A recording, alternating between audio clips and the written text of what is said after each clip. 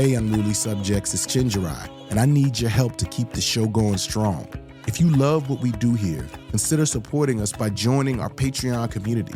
It's the best way to back the show, and you get some incredible benefits in return. Membership starts at just $5 a month. I mean, there's nothing that cheap, at least in New York. And you immediately get ad-free episodes and exclusive premium episodes. That includes interview outtakes and other extras you ain't gonna hear anywhere else. But that's not all. You can access the Unruly chat and polls. When we have a live event, you're gonna get the pre-sale tickets and the merch. Oh my God, the merch. You know the merch is gonna be fly.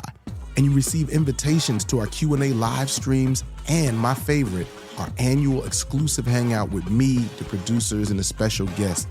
So yo, come on people, join the Unruly mob. Visit patreon.com/unrulysubjects. And thank you for making this show possible. Row Home Productions. We're here today because on December 16th, 2025, 6 tenured and tenure-track faculty members were wrongfully terminated in what can only be described as an ambush-style firing.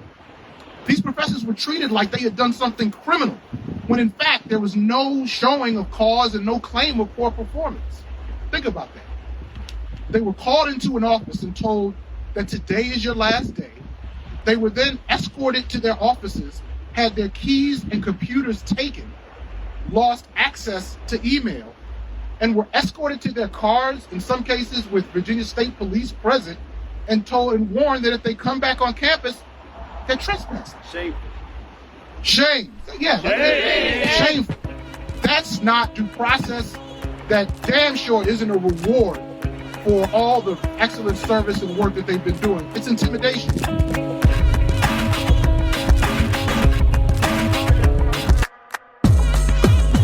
What up, y'all? Look in the sky. It's a pigeon. You know what I'm saying? It's hella snow. It's just what the movement needed. A poorly informed man behind a microphone. Yes. Actually, yo, why you looking in the sky? Look in front of you, man. I'm trying to cross the street. You know what I'm saying?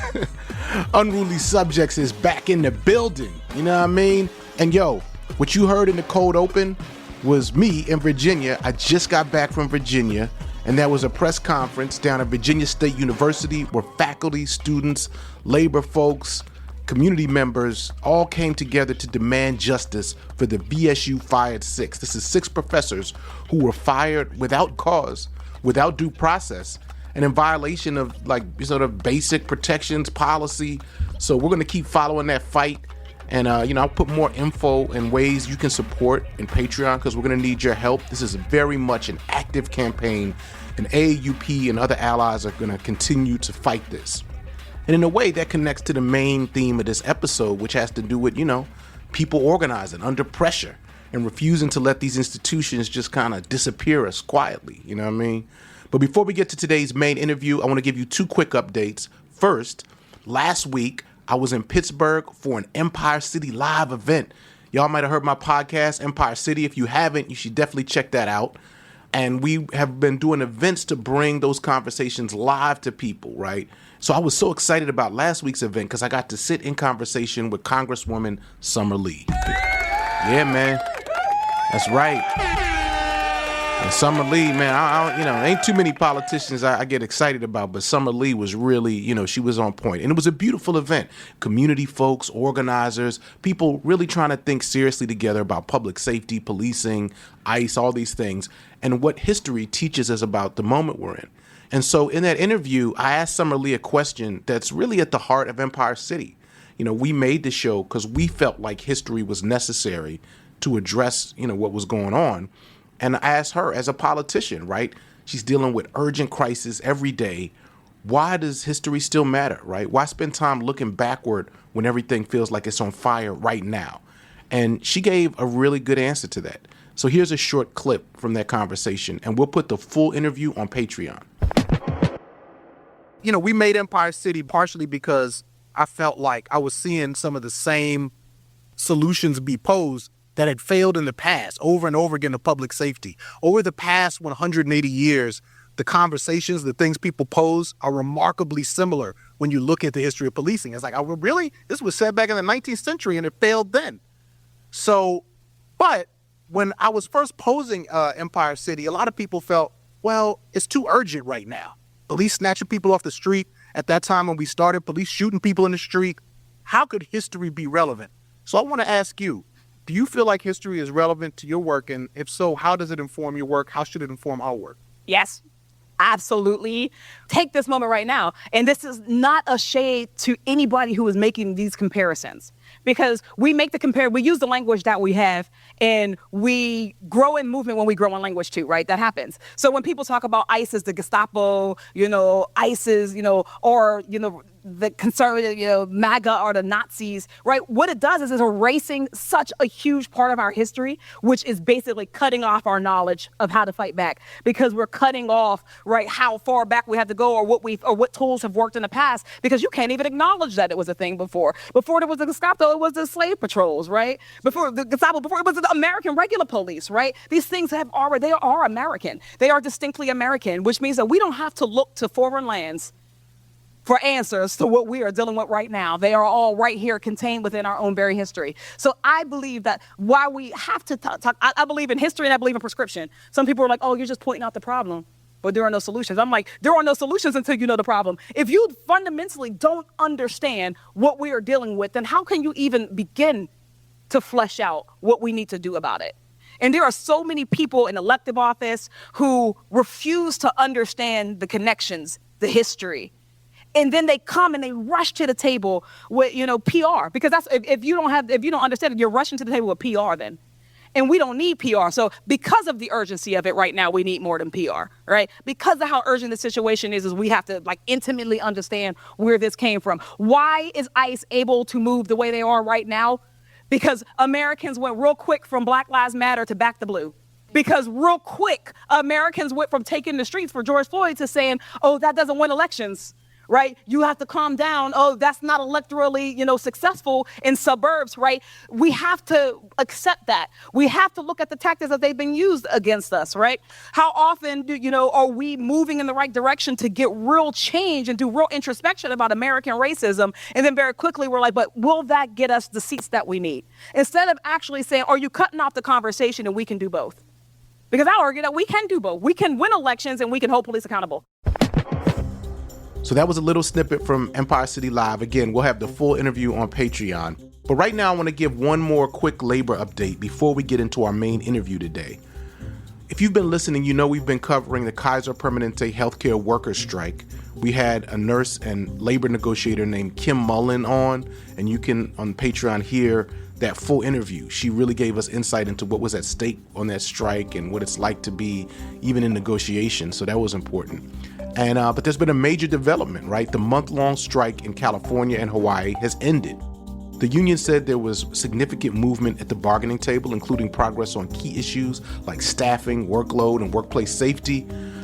Folks are saying the bargaining is still continuing at local tables, so it's not like everything has been solved, but it really is a meaningful step forward and it matters. So shout out and salute to the workers, to the organizers, everybody who sacrificed to make that happen. And we're going to keep tracking that. Matter of fact, I think I'm going to reach out to Kim Mullen again just to kind of get an update and see how she feels about this.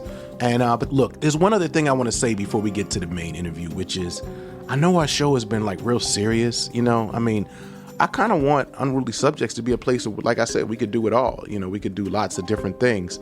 But that's because the times are serious. And so we've been talking about labor fights, deportation infrastructure, political repression, all of that. And we're going to keep doing it, but I want to make some more room for joy and, just for us to laugh and stuff like that, because you can't stay in doom or political mode 24/7 and still build anything. So, we're going to have a little silliness coming at the end of the episode for dessert. But today's main interview, and this is one I've been waiting to bring y'all for a minute. I'm talking to Chris Dols and Paul Osadebe from the Federal Unionist Network. You know what I'm saying? Yeah, man, I'm so excited. So we're going to get into what's actually happening to federal workers right now, kind of like an update. and why these attacks really matter for everybody, not just federal employees, right? We're also going to talk about what organizing looks like in that space. And, it's just, I think it's just a really informative conversation.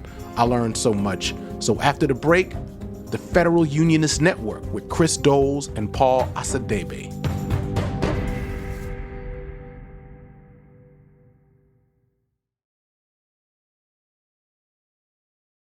Unruly Subjects is supported by listeners just like you. Join us at patreon.com/unrulysubjects.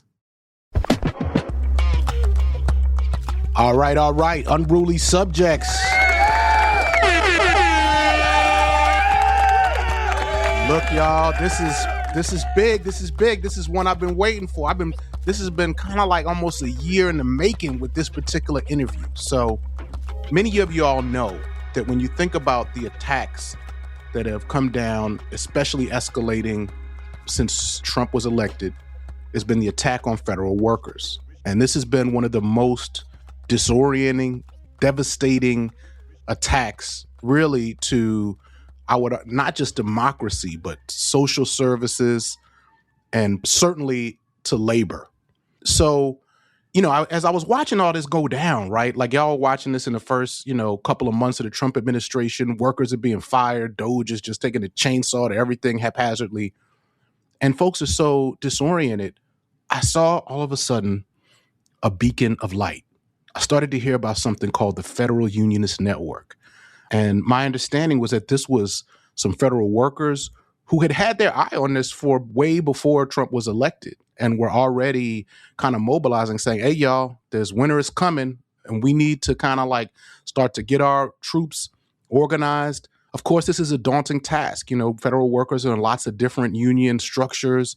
This includes, in some cases, people who are absolutely crucial to our health. People work for the VA, Army Corps of Engineers, people who work for the Department of Housing. But also there's some people who work for prisons, so it's a very complicated terrain to navigate. And folks who maybe haven't really seen their union as a place that they can really get active. But Federal Unionist Network really was prepared and started to get going. And it was just been inspiring to watch. And they've really become a tremendous force. So with us today, we have two of the key members of the Federal Unionist Network.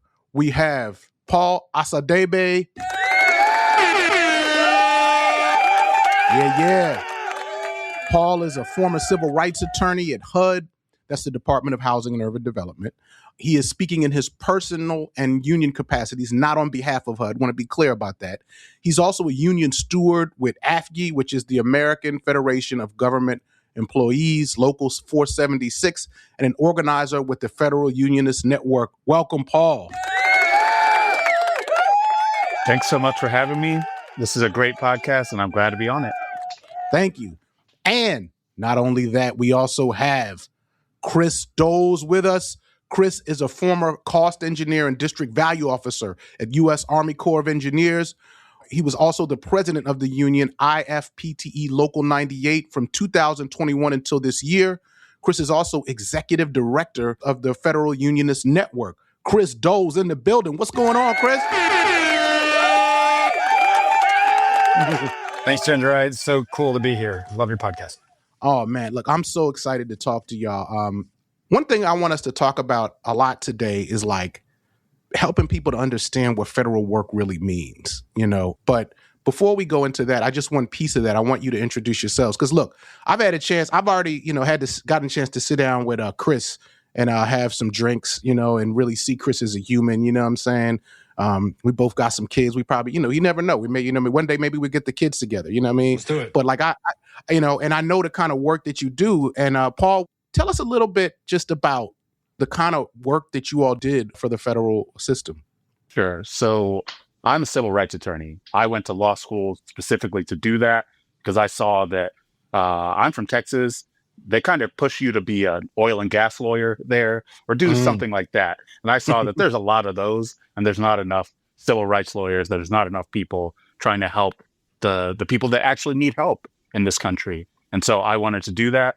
And I saw that the federal government is a great place to do that because you're not just regulating businesses, you're regulating states, you're making the regulations, that actually help people make access to housing a reality. So that's what I did at HUD. We actually Wait a minute, hold up. So you decided I'm gonna swim upstream. I'm gonna disappoint my parents, and I'm gonna go fight for the people. yeah. That's what you did. Yeah, we like that. We support those kind of. They thought they had a high earning lawyer in the family, and then I disappointed them by telling them, no, it's public interest for me. I'm going to live under the bridge. Luckily, the federal government pays great. I haven't had to do that, but that was my commitment. It's been great, and it's absolutely necessary work, because without that, the housing market, the ability for people to get shelter, it just doesn't work. When that system doesn't work, people are homeless. They're unable to go to the schools that they want to go to, and it affects voting. So when people don't have equal access, you're affecting democracy right there. So all of that was in my mind when I said, I want to work for the federal government. And that's the type of person that works for the federal government, someone that's focused on public service, not on money, not on personal gain. And that's what millions of federal workers are still doing right now. That's the only reason people would put up with an assault like this. Because they care, and I've seen it. I gotta say, I was at Labor Notes recently, and I've just connected with so many federal workers since it started, and I'm like, wow, I'm learning about the different things that we're gonna do, and we're gonna dig into that. So, Chris, tell us a little bit about the kind of work you did. Yeah, so before I started with the federal government in 2017, I like to say that actually I started my federal service the same week that Donald Trump did in January of 2017. And before, the 8 years prior to that, I worked for a dredging contractor and built beaches and maintained shipping channels all over the country for those 8 years, ever since graduating college. Wait a minute, built beaches? No, it matters, man, because look, even though I live in New York, sometimes we got a beach called the People's Beach, Jacob Reese. You know what I'm saying? Yeah. In the summer, I go up there. Look, the water is not, I wouldn't call it clear. It's not, what I mean? Look, but look, a cigarette butt floating next to you, that never killed anybody. You know what I mean? Not any human. Not human, exactly what I was going to say. Anyway, sorry to interrupt. And there's federal workers that help with that. Totally. Somebody got to get beaches together. The beaches don't build them. They don't, you know what I mean? Come on. They do. They do build themselves. They just constantly move, and the parking lots stay still. I did, career day at my 7-year-old daughter's school last week, and this was the point I made for them to kind of understand what I did as a dredging engineer for years. And that's the point: is that beaches, littoral drift for the scientists, is the natural flow of sand down the coast. It happens all the time, and the problem is they only built the parking lot in one spot, and so. It only works, the tourism, the whole system of going to the beach only works if you could keep putting the beach back. And that's what the Army Corps of Engineers actually does.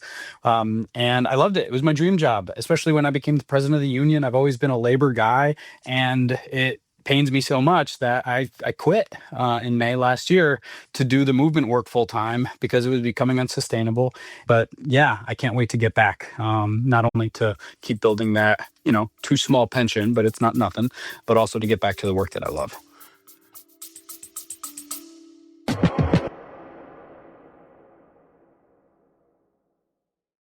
This episode of Unruly Subjects is brought to you by Haymarket Books, which has loads of great left-wing titles, perfect for listeners like you. And one that I know you're going to feel is The Extended Universe, How Disney Killed the Movies and Took Over the World by Vicky Osterweil. A provocative history of Disney's rise to cultural dominance, The Extended Universe pulls skeletons from the corporate closet to decode the political messages hidden in all your favorite childhood movies. In The Extended Universe, Vicky Osterweil takes us on a quest to discover how Disney's Imagineers have made it impossible to reflect on the wonders of growing up without thinking of Disney's movies, amusement parks, and merchandising. Drawing on extensive interviews with filmmakers, screenwriters, union organizers, and Disney adults alike, Osterweil unearths reactionary political commitments and maleficent legal maneuvers so cartoonishly evil they would make one of Walt's own animated villains blush. As Natasha Leonard puts it, Osterweil is the brilliant, generous, and revolutionary guide we need to rethink cultural production today and kill the mouse inside our heads. Find The Extended Universe at haymarketbooks.org, where all hardcover books are 10% off every day. Let's talk about the attacks now on federal workers, now that we got just a taste, and we're going to go even further into this, but this is a small snippet here. There's all kinds of work, but these attacks that are happening, I think for a lot of people, it's disorienting to even wrap your head around the scope of it. But I think it's so important because there's the firing literally of federal workers and Doge, and I guess Doge maybe is just one piece of it. Maybe there's, I don't know if there's ongoing, like it didn't end with Doge ending.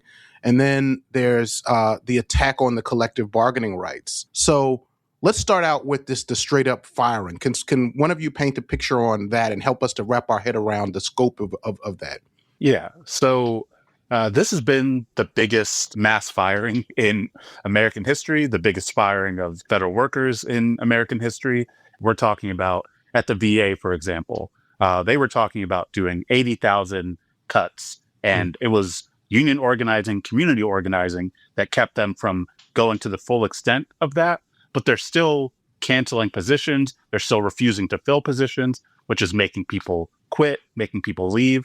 And then at other places, like USAID, they are just shutting down entire agencies illegally, mass firing everyone. People are trapped in foreign countries where they were helping people, and they cancel their entire job and agency, leave them stranded over there. It's just an immense amount of cruelty.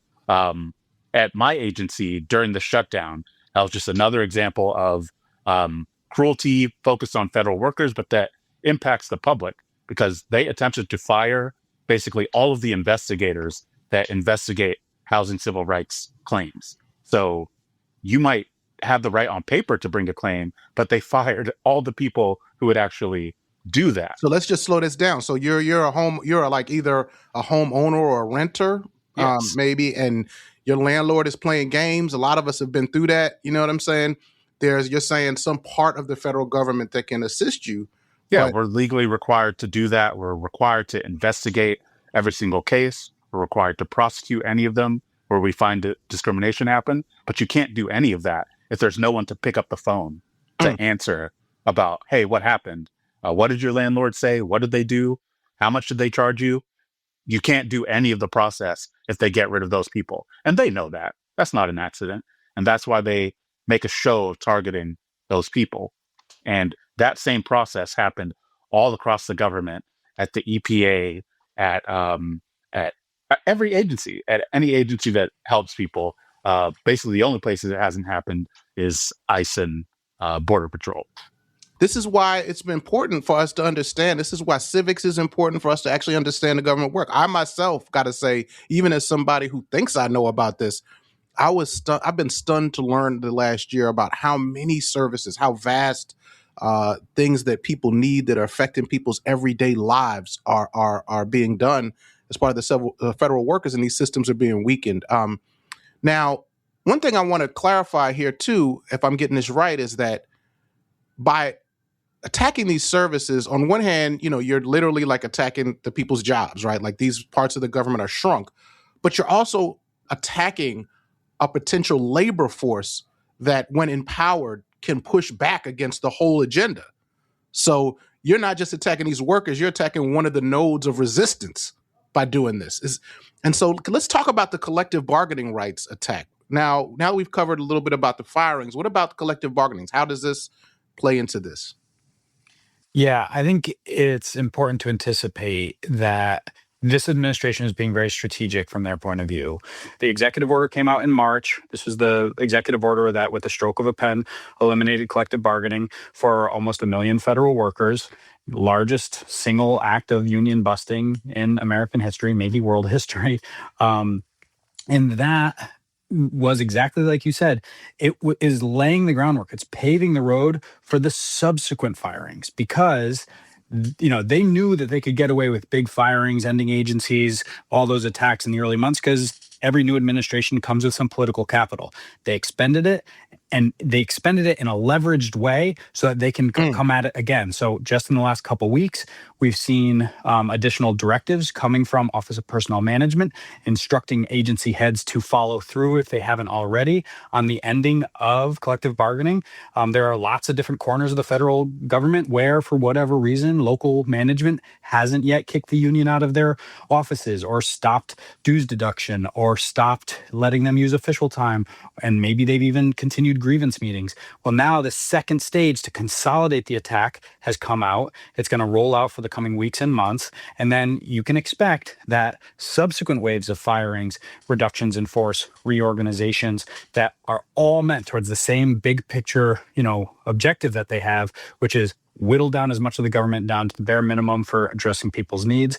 Yes, they've done this to so many agencies, but meanwhile, ICE has gotten $45 billion more in funding, has more than doubled the size of its workforce, and it's being done with $50,000 signing bonuses. So it's clear that they're not just like small government on principle. They're small government as long as the government does anything to help regular people. And the way I see this is like, listen, at its core, to me, what a union should be is about workers having the ability to help to govern and set the direction for what happens. So you may have someone who's outside of union and they're looking and they're just saying ICE needs to be abolished. And, to be honest, that's my position. But these attacks, just to bring it back to what we're talking about, seem like they weaken the ability of the unions themselves to have those robust conversations, to make the direction.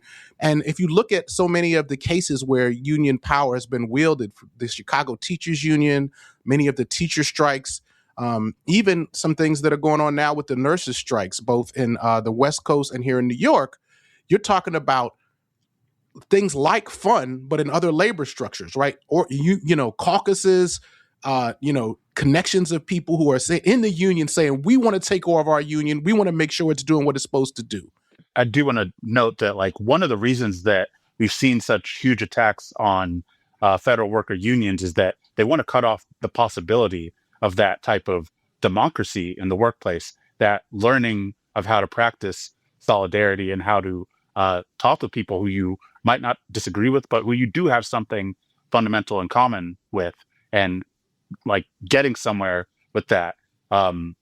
That's why the federal workplace is supposed to be a model employer. It's a place that unionism was enshrined by federal law. It said that unionism and collective bargaining and all of that is in the public interest, because when workers have that say in the workplace, it makes things better. It makes whatever you're doing better. It makes a better society.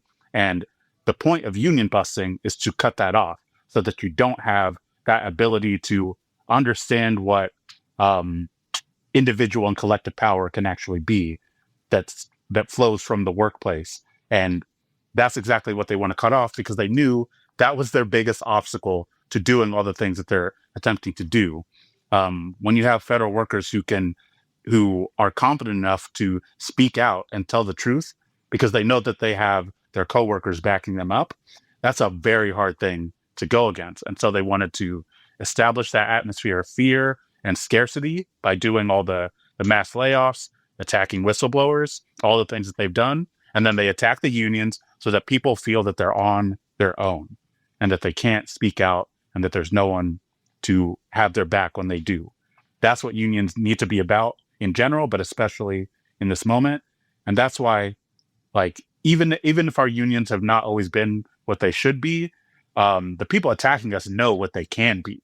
They know the potential power. Yeah, they know. That's why they went after those first. I just want to say there's so many people who are in the street, and I'm proud of all of us, proud of all the people who are finding ways to push back, especially, most people aren't in formally organized unions. But people still feel like, what's our leverage? And what you're talking about is our leverage, and they know that. That's real leverage. When you have workers organized, I just want to not lose a point that you made, Paul, which is that even amidst the layoffs themselves, as I'm understanding, some of them were prevented. As bad as they were, they would have been worse if you didn't have, federal unionists and other organized folks pushing back.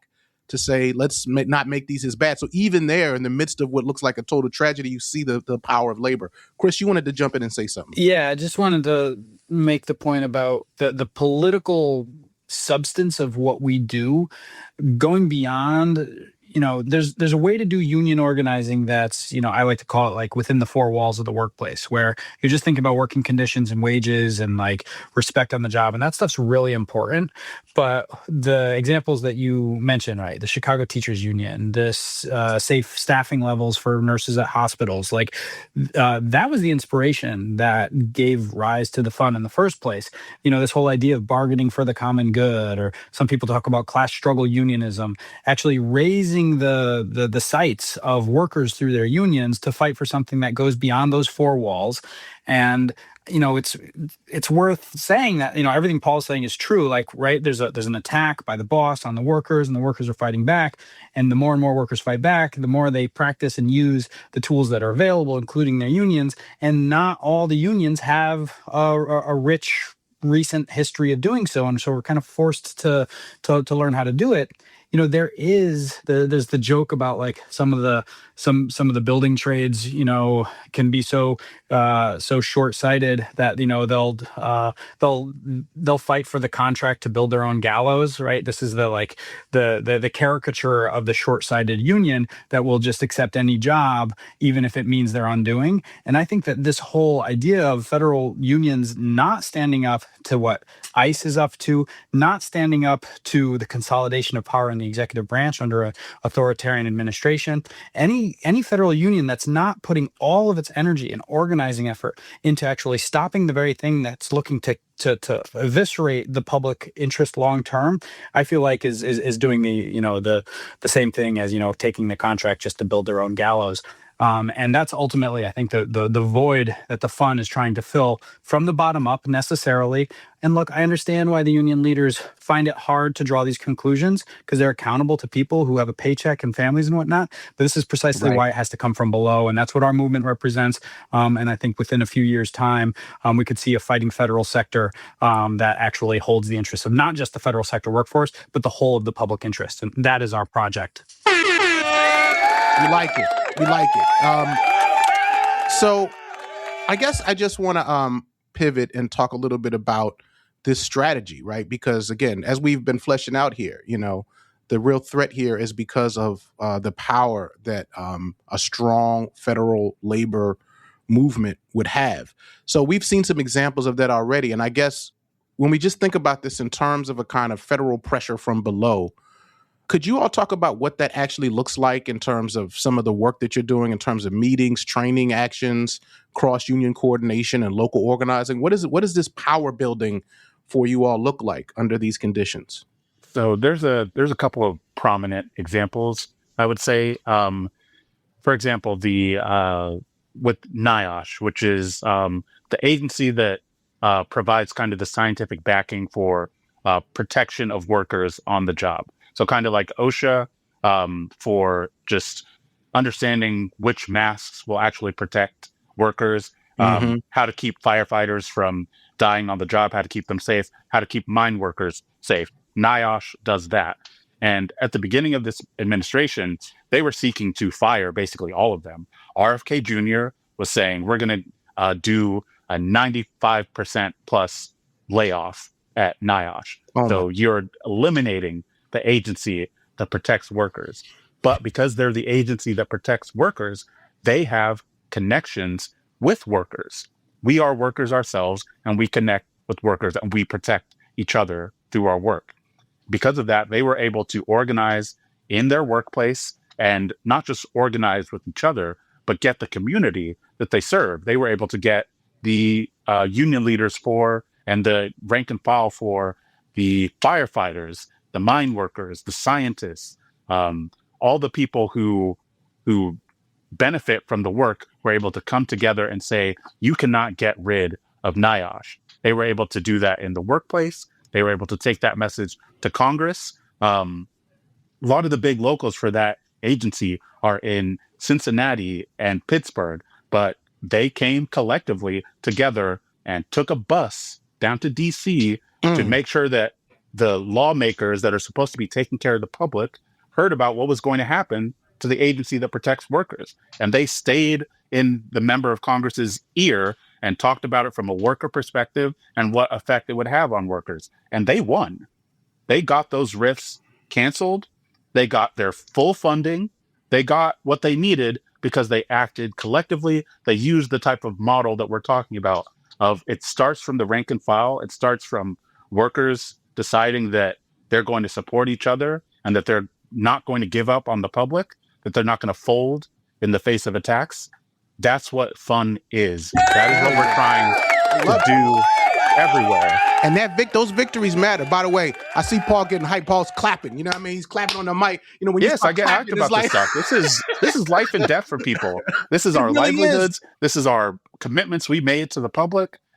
It matters. It really matters. And I mean, if I can add to Paul's credit, because most of the victories are ahead of us, unfortunately, or fortunately, depending on how you look at it. And the truth is, this past year has been mostly setbacks, mostly defeats. Our side wasn't ready for it. Our unions weren't strong enough for it. There wasn't, just to be real about it. But the fact that there are any victories should give us a lot of confidence and show that they're not, unstoppable. And it's worth highlighting. And Paul, I'm sure, we'll have time to talk about like the whistleblowing that you've done, the speaking out that folks like Ellen May have done. She works for Food and Nutrition Services, which is the agency responsible for providing SNAP benefits and food security programs. There's a number of attacks that we continue to face, but those risks that people are taking, those sacrifices that federal workers are making are going to be the ingredients that make up tomorrow's victories. Because if it's not today that we stand up against the worst of the attacks, then we're going to have no chance in winning as the political pendulum starts to swing. I do think it's important to note that the pendulum is swinging, but that makes it all the more important that we keep the pressure up. I think there's going to be a lot of folks who feel like they did last time Trump left office, we can just go back. That was just a passing phase. It's like, no. Fascism is a constant threat under certain conditions, and we clearly have them in this country and in this world. And until we eliminate the basis for those types of reactionary and authoritarian politics, it's always going to be a threat. So, keeping the momentum up, going all in on the organizing, investing the labor movement, investing in organizing. That's what we got to be doing. Otherwise, we're just going to wind up back in this situation. I probably sound way more optimistic than anybody else is feeling, but I do feel but I think we need, look, I appreciate you cautioning us to just remind us that, this picture is not, it's bleak, but what we're trying to do is lift up the potential and sort of show that it matters, because we do really risk people getting demoralized. And in a way, the bar for our opponents in that regard to me is lower. All they have to do is demoralize people enough to stay home, to not fight, and then they can roll out whatever garbage in the elections and so forth. So, whereas with us, we got to get people charged up to actually fight. So speaking of that, you all, I know right now I'm talking to the fun core, but you all are working with a lot of people who are just, they're folks who are working in their jobs, maybe they're in the shutdown and they're like, stuff is getting a little rough.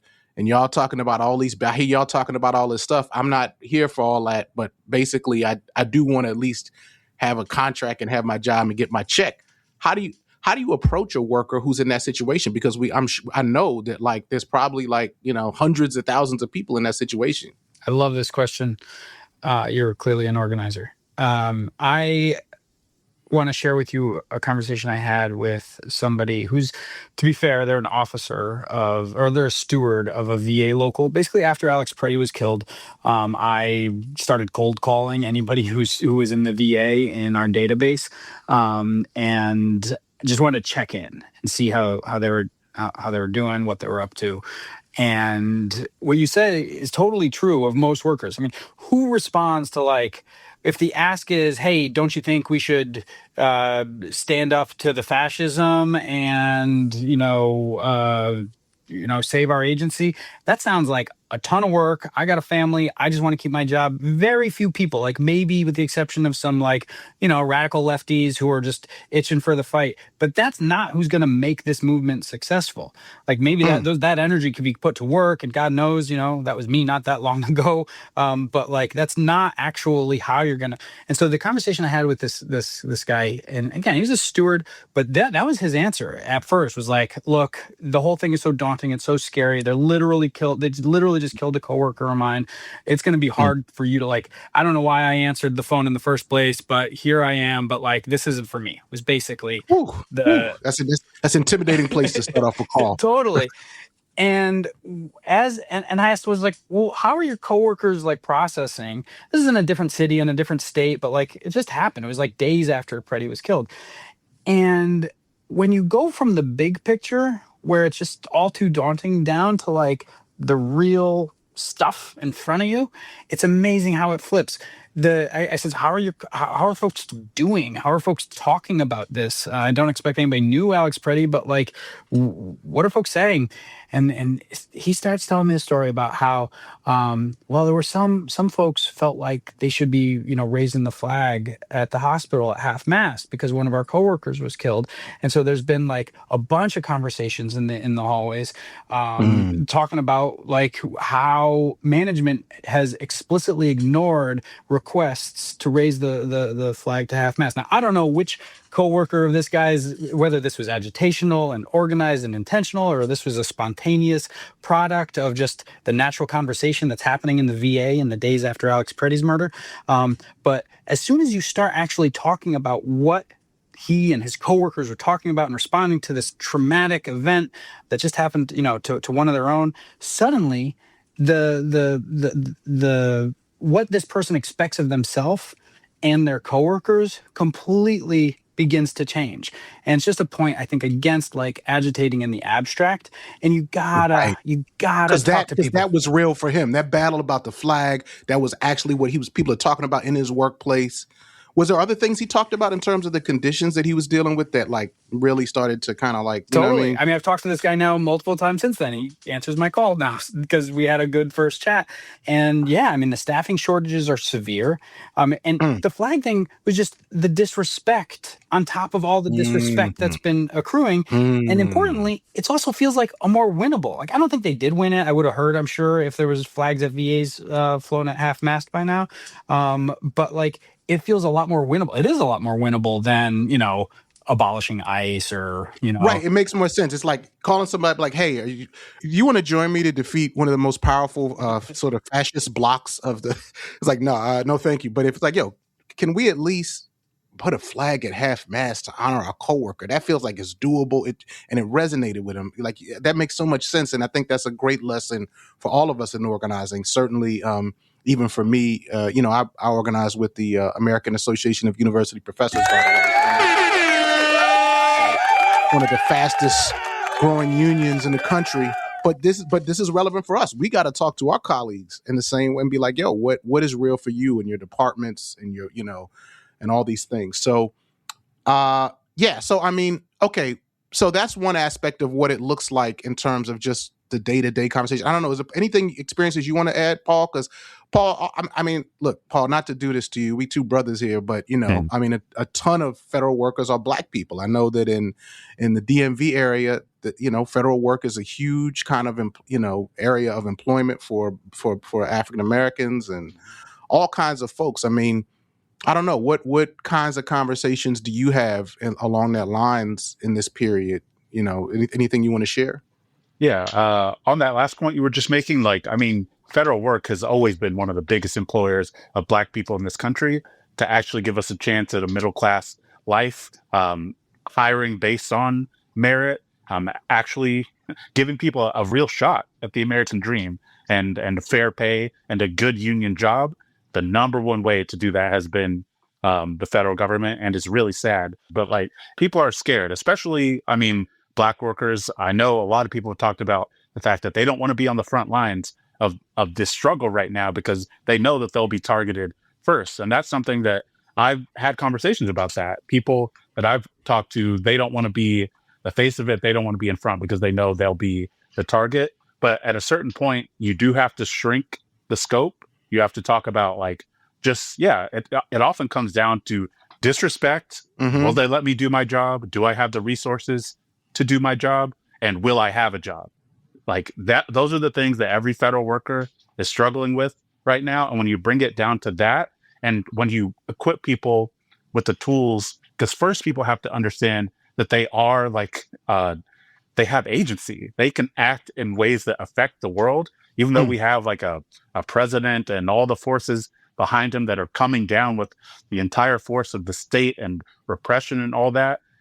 Yes, it's hard to take that on one-on-one, but when you connect with your coworkers who are in the same spot as you, when you connect with the public and explain what it is that you do, and not the like funhouse mirror version that of people like they never heard from federal workers before all this. There's countless interviews with us now, but from the beginning of time to 2024, how many times did you see a federal worker on the news talking about what they did? That's the problem. When we fix that, when we organize and we address, like, what would we need to actually have the resources to serve the public? How do we get rid of this just like blatant disrespect and cruelty that we're facing on a day-to-day that affects us? But even worse, like in my instance, that means people won't have housing. That's what it means when you attack us in this way. Or that people won't have clean air, or they'll be scammed by their bank, or whatever it is. That's what it comes down to. And when you talk about it in those terms, you're not going to get everyone at the beginning, even when you talk about it in the right way. But you can get people to view things in a different way, to be more prepared to take action, to start thinking collectively of like, what do we do to address this situation? And when you go from there, people have so many talents. There's there's things that I'm good at, but there's so many things that other people do that I could never, ever do. And they have those talents, and they can contribute them to the labor movement and to defending themselves and their coworkers. But you have to get there first. And that's what organizing is. No, thank you. Thank you for that, Paul. And also, thank you for speaking for all Black people. I appreciate it. Yeah. I'm trying to be the ambassador. No, I'm waiting for the check, but yeah. That's one of the things I like about organizing. And it's hard work. And I think when people hear it, but in organizing spaces, it's like you're taking people, because let's just be honest, these capitalist workplaces, even within the government, a lot of times people are told like, you're not valuable. That's the whole thing, right? We're working against you. Your work doesn't matter. You're not doing enough. You know what I'm saying? And when you in an organizing space, to, like you said, to talk to someone and then realize like, oh, wow, all the things to watch someone come to life, their creativity, their agency come to life, even in a small campaign or struggle. And you realize like, oh, wow, this person is a force. And unfortunately, the conditions of work haven't allowed this person to flower and be what they can be. But in the context of struggle, we can see that. I want to move to the question of leverage. So, what are some of the leverage points? What does this look like? Because we know that the collective, we talked about the collective bargaining rights have been stripped. I want to know what's on the table, first of all, that we might still be trying to fight for, what kind of bills or acts could potentially restore collective bargaining rights, and what that journey looks like. But also, what are the leverage points, if we can't strike and we can't, how do we think about what it actually means to push in this regard a little bit? I mean, we do a lot of private discussions among federal workers where we ask this question to get federal workers thinking about what's valuable about their work and their coworkers' work. I think it's a good exercise for all labor organizing, because if you're employed, it's because it's important to somebody with power. And whether you're employed in the private sector, it's important to the boss for making profits off of you, or you're employed in the public sector and it's important to society or to some very powerful people who depend on whatever aspect of whatever sector you happen to be contributing to. Right now, this was always true, a year ago and more. But now that this administration, at the behest of the world's most powerful people has reduced the federal workforce by 10% or more. I think 15% now. What that means in practice is that if you're left, and no shade to all the former federal workers who are part of our movement, and they absolutely can and should be part of our movement, there's a role to play. But if you still have a job after they've doged us and derped us and done everything they could to, and they're going to continue to do it, any federal worker by nature of having a job in the context of an administration like this, that means whether or not you know exactly why, you are very important to somebody very powerful. And you got to figure it out. We have to map that. Like, if you're still protecting a certain endangered species because the alternative is going to gum up, the work of a certain lock system and infrastructure and economic movement of goods in the inland waterways, you got to know that and take some confidence in your organizing that they can't actually just get rid of you. It's obvious to some folks, right? Air traffic controllers, we know what happens when air traffic controllers don't do their jobs. But there are just so many, man. I worked in dredging, right? The maintenance of shipping channels. Pretty clearly, big economic impact. It's not all going to be as direct, but again, I just want to make the general point that in this context, if you are a federal worker, even if you feel like they've been disrespecting you day in, day out, the fact that they haven't gotten rid of you yet is some combination of a function of the organizing you and your coworkers in your union have done to save your position, so build on that, and or the value that you have to some very powerful people who need you to be doing your work. And from that, if we can get enough federal workers to understand the leverage and power that they have in doing their work and what would happen if they didn't do their work, then that would open up all kinds of, gateways to the kind of confidence that workers have to have in order to take more, forget strikes, just like any type of collective action that can engage the broader public and show them the interest that they have in supporting our struggle. There's so much from 0 to 60. There's a lot of numbers, and we started at 0. We got a lot of room before we come anywhere close to the types of collective action that might be illegal. There's so much room for us to work. So I'm hearing you say three things, which are the first is that federal workers still have leverage as labor organizations, and people who are currently employed are probably benefiting from that leverage to some extent. So we're not starting from scratch there. That's one. Two, just like any workplace, your work itself is leverage because there's some things that they will have to rely on us. I'm not a federal worker, but I'm just going to, us to do, you know what I mean? And so that, don't forget that. Because you could start to feel like they don't care about any of this and whatever. But at a certain point, we know, I hate to say it, right before, I'm just going to say, I feel like the AFGE leadership kind of made some decisions I didn't like when it came to the Democratic filibuster. And I feel like they sold out actually what was building, because what I was seeing in polls at that point was that people were blaming Republicans for the government shutdown. So, but let me just say, what that shows, I think, at that moment is that the fact that people were blaming Republicans for the government shutdown, they were feeling it. That shows you that worker power has leverage. And the third thing that you were saying is that we got to be careful not to reduce this down to only striking matters, right? All kinds of collective activity can matter and exert pressure. And anybody who's been a part of a real campaign is, the strike is the thing you pull out when everything else hasn't really worked. That's not what you want to always lead with. That's what I'm trying to help people understand. Everybody who just wants to call a strike out the blue. It's like, we want to, a strike is most successful in some ways, sometimes as a threat that prevents it. But all the organizers, when they see you move, communicating information, talking with each other, supporting each other, even forms of mutual aid among workers, all those things can matter, not just this. So we shouldn't function in the illusion that we don't have any leverage. Is that close? That's totally right. And I just want to share a debate. It's not often explicit, but it sometimes is. It's usually a little bit under the surface. A debate that exists within federal worker organizing spaces, which is there's this idea that's very accurate, which is, that fascism, authoritarianism, oligarchy, whatever you want to call what we're up against here, can only be defeated through mass acts of disobedience. And I'm sure, I know that that's what the history bears out, and I'm with it. And the labor movement has its own versions of mass acts of disobedience, namely the strike.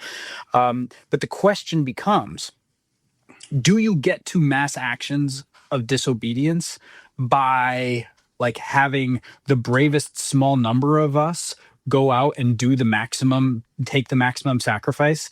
And, notwithstanding some like particularly brave individuals like you, Paul, who have made a real sacrifice. I'm not saying that there's not an important role for it. But when you think about labor organizing, you don't get to mass disobedience or power because the bravest individuals who get it start disobeying or exercising, whatever individual power they can have. You start by mass acts of wearing the same button on the same day, mass acts of, marching on the boss, on your time off, of mass acts of like, you have to, the labor movement teaches, and I think, a lot of folks can learn from it, that escalating tactics, the most important feature of them is that they bring everybody along. So we're not going to get to victory because some vanguard runs out front. We're going to get to victory because organizers raise the expectations and bring mass numbers of coworkers with them each step of the way. It's hard work. It's maybe a little bit slower than the alternative in your mind, but it's the only way that works. I love what you're breaking down, and this is important. And, again, this is strategy that our movements are debating, and we should have robust debates, but that makes a lot of sense. If I could get you to talk about the sort of HUD whistleblower area, Paul, and just talk about your experience there, the retaliation a little bit. Tell us a little bit about what's going on there. Sure. So as a civil rights attorney under this administration, I knew that we were going to be under attack from day one. And unfortunately, that happened. We saw all the same attacks that everyone else saw, with the coerced resignations, with firings of the probationary employees, threats of mass layoffs. But then it started into specific targeting of our work and our office and our employees. So we saw basically shutdowns of whole types of our cases. So if your case involved environmental justice, or you were requesting a reasonable accommodation, if it was disparate impact, redlining, any type of systemic work, they just shut that down illegally. And as I said before, we're legally required to investigate all the cases we get. We're required to prosecute those cases, to settle those cases, to do all of that in every single case. So for you to decide as a political appointee, we just don't want to do that, we don't want to do that, we don't want to do that, that is illegal in itself. We saw that they were doing that, withdrawing cases, refusing to enforce settlements, shutting down types of investigations, types of prosecutions. And then they started working on us as employees. They started off with just firing the ones that they could get away with firing because of the weak civil service protections for probationary employees, something that needs to be fixed because that's one of their chief weapons to politicize and destroy agencies right now. But we also saw attempts to just reassign us out of our work. So if we wouldn't quit, if we couldn't be fired, they would just say, well, you're not going to get to do that anymore, period. We're just going to shift you over to defending the agency instead of protecting people's civil rights. So imagine someone who went to law school thinking that I'm going to be a public servant. I'm going to protect people's rights. I'm going to get them housing. And then one day you're told you have no choice but to actually try to defeat people's civil rights claims. Like that's what we're talking about. And all of that is illegal. And we all saw that collectively.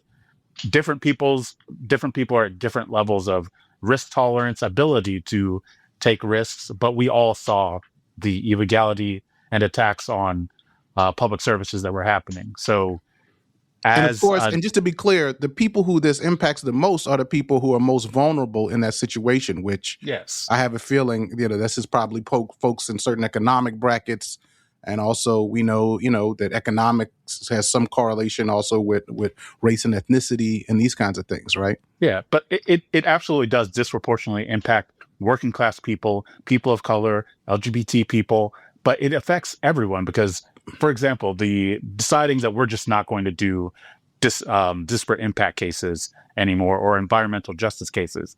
I'm from Texas. I'm from Houston. To decide that you're not going to make sure that insurance companies can't just refuse to cover people based on the color of their skin or based on their national origin, when you're talking about every year you could be hit by a historic hurricane and they're just deciding that they don't want to cover that anymore. The government is supposed to step in and stop that from happening. That's what I came to the federal government to do, and that's exactly what's not happening. So that's why we came forward collectively. We gathered evidence of all the illegal things they were doing, and we did it. It wasn't just one person, because one person cannot take this on alone. Unfortunately, that's the problem with the whistleblower model. It's one person stepping up and one person potentially being shot down. Right. You need to do these things collectively to lend yourself more credibility, to give more surface area to the people who are going to be out there publicly fighting, or the people who are going to stay behind and keep their heads down, but also still be telling the truth. That's why we did it as a union activity. We did it as a collective thing. And we didn't just do it like, oh, let's talk to the media, or let's just talk to a member of Congress privately. We did it publicly, so everyone knows what we're talking about. And we worked with community organizations who are also helping the same people we serve, so that we can get this information to the public. Not everyone reads the New York Times, unfortunately, or fortunately, depending on what you think. But not everyone reads that stuff, but people can hear from the NAACP or some the National Fair Housing Alliance that's saying, if you try to bring a claim, they're just not going to prosecute anymore. Don't you have a problem with that? Don't you want to talk to your member of Congress about that, to the media? Don't you want to talk to the agency about that? And that's how it's a feedback loop. That's what we tried to do. And I love what you're saying about like a collective whistleblower strategy. I think that's the one takeaway too, is for people who themselves might be thinking about speaking out. Don't do this alone. Everything in a way goes back to collective organizing and action in some way. And I think there's a lot of people who are not sure. And, listen, if you have something you're like, I don't know, I feel like I want to speak out about this, but I'm not sure how to do it. I feel vulnerable. Reach out to FUN, reach out to Unruly Subjects. Let us know so we can see how we can surround you, at least so that we're all going in together with these campaigns. I really appreciate what you're saying. Let's turn to how people can plug in, because I know a lot of our listeners have learned a lot. They want to think, they're like, okay, we're here, we understand. Where can people learn more? How can they plug in and get involved and support this work? Well, if you're a federal worker, obviously the most important thing you can do is to start making a point of talking to your coworkers every day and find out where they're at, build whatever community you can. If there's nothing, start something. If there's something, grow it. All federal workers should definitely, sign up for the fund. You can go to savepublicservices.com. Even non-federal workers, you can go to the same website. Savepublicservices.com. That's how they can connect to the fund. Yeah. And there's probably, and I know that there's thousands of workers who are affiliated who maybe somebody can talk to you and just advise you and say, look, here, tell me your situation. Let's talk about what looks realistic where you're at. Right? Totally, exactly. If you're in a local or in a agency in a workplace that has an existing local where other members of our network are already active, then you might move faster than others. If you're in one of the dozen cities where we have, active hubs, and basically a hub is just any city where at least a couple of different agencies and union locals are in touch with each other and thinking about how to learn from each other's experiences and support each other and do some of that kind of broader work together. March as federal workers at the No Kings March, or do an informational picket outside of the federal building to kick ICE out of our federal buildings. All the various kind of outside the workplace issues that we do and we support in the fund. The hubs are really the champions of that. So if you go to safepublicservices.com, you input your information, you'll hear from one of us. If you need a mentor, we currently have a few dozen mentors, really experienced labor organizers who can help coach you through activating your local if it needs activating. And all of this goes for everybody who's in the labor movement, because maybe you just want to support, maybe you want to be a mentor, maybe you want to support federal worker organizing. You can get in the same pipeline by going to safepublicservices.com. And then the biggest event I would plug, because you obviously have a national audience here, is Labor Notes. We're March, April, May, June. We're 4 months out from the biggest gathering of the kind of organizing-minded unionists in the United States. Shout out to Labor Notes.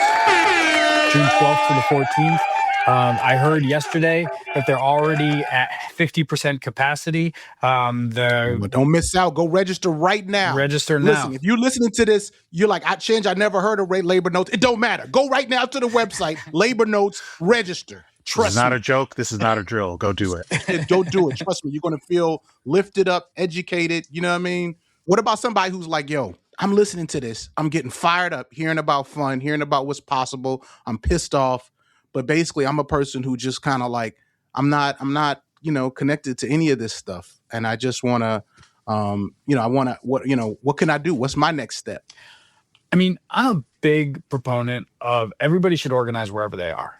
So whatever your thing is, if you're a worker, chances are you don't have a union. Well, you can organize one. The fund works really closely with EWOC, the Emergency Workplace Organizing Committee. I'm actually wearing their hat right now. Workers deserve more. They help any worker who doesn't have a union start a union or less. You just want to organize an issue campaign because there's some, you got a racist boss and you want to learn how to organize against that boss, and you don't even think you're planning on organizing a union long term, but you got a campaign that you think would make sense and your coworkers are ready to go. That's what EWOC does. And go to emergency what is the EWOC? I think it's workerorganizing. Yeah, we'll find it and put the link in right here. Workerorganizing.org.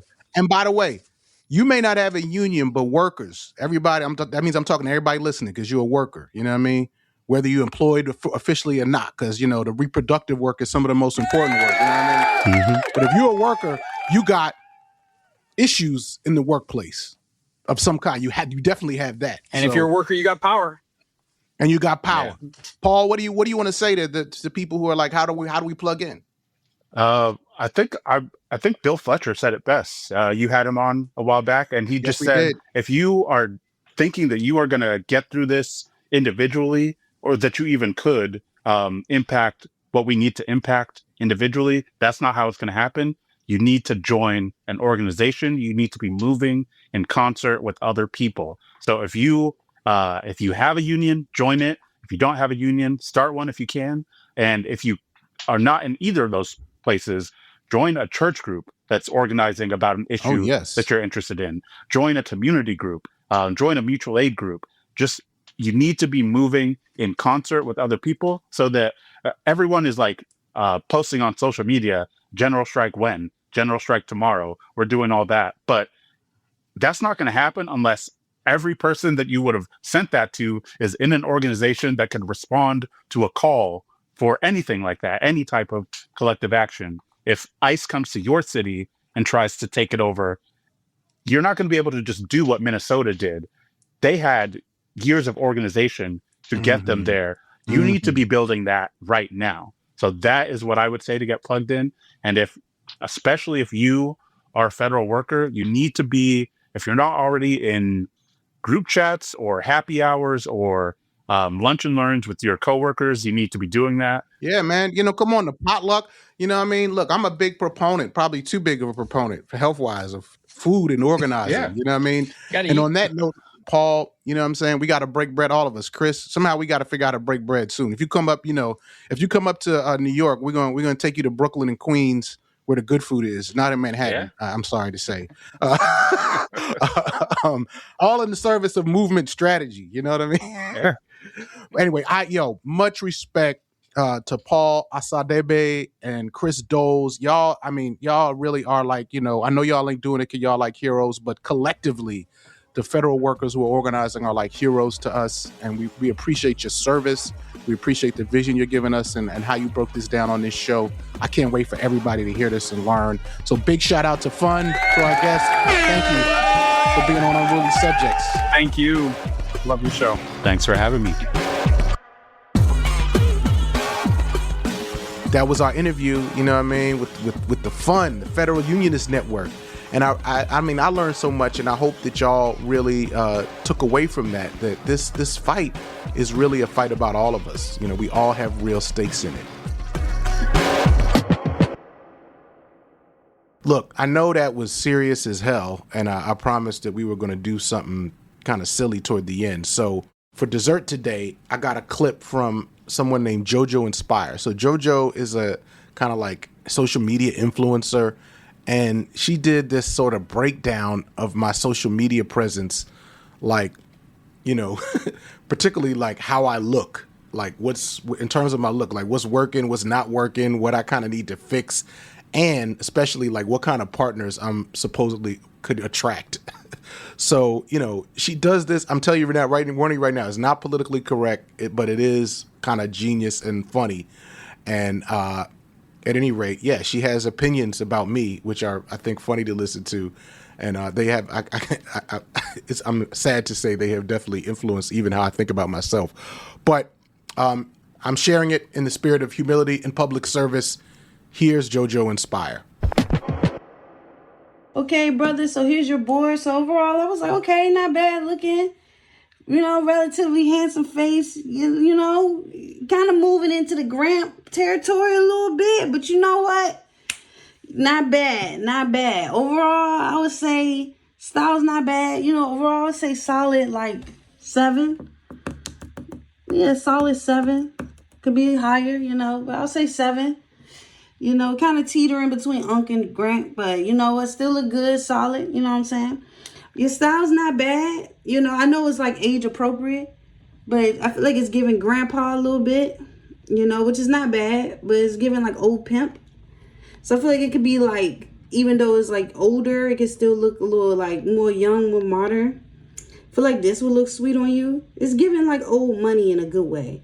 It's old, but it's still kind of young, still clean, white slacks,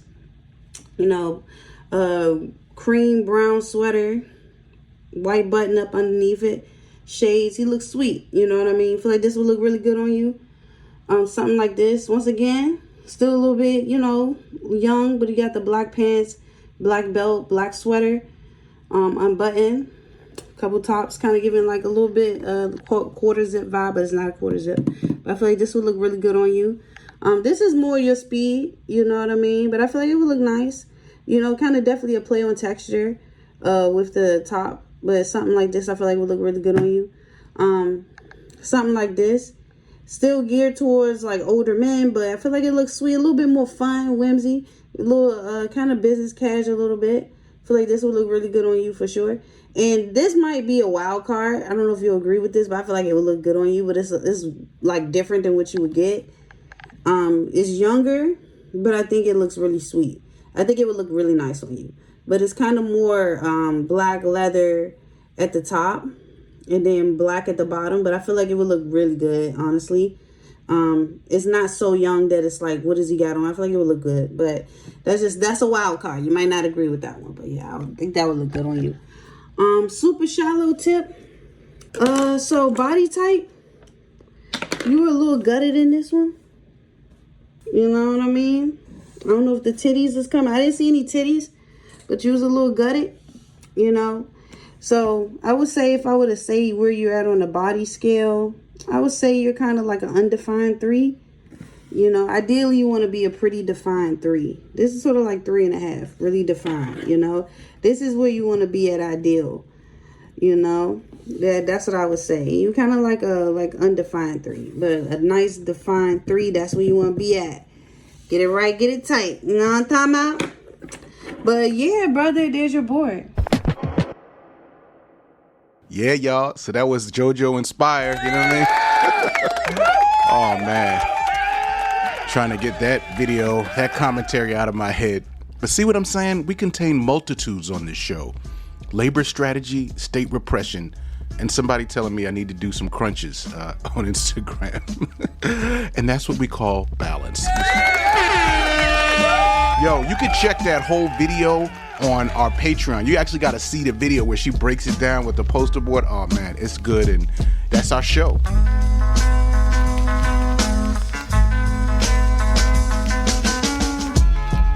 Unruly Subjects is produced in partnership with Rohome Productions. Boy, I'm proud of Rohome. For real. Alex Lewis is Rohome's creative director. John Myers is Rohome's executive producer. Shout out to my wife, Sadaka, my daughter, Yola. Shout out to my assistant, Carissa. Big shout out to Paul Osadebe and Chris Dols from the Federal Unionist Network.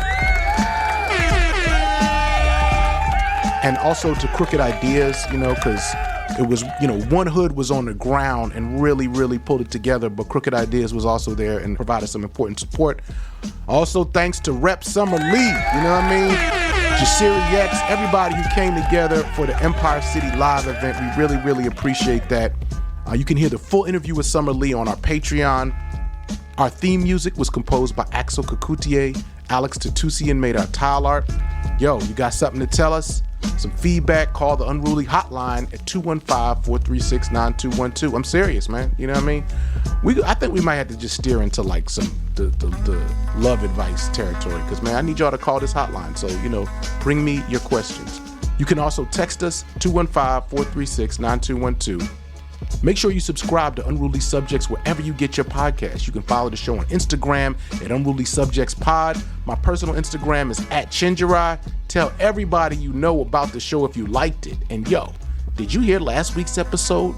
Mobilizing Black Brazil, Culture, Power, and the Fight Over Democracy with Gilberto Porcidonio? Man, you definitely want to check in with that. It's going to make you feel good. If you're enjoying Unruly Subjects, leave us a review. That's important, you know what I mean? It's really important for, our show. And I will see you next week with another banger. Peace.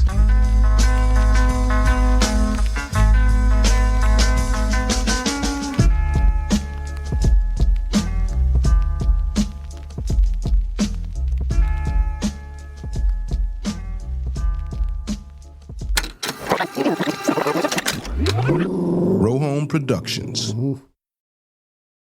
Unruly Subjects is supported by listeners just like you. Join us at patreon.com/unrulysubjects.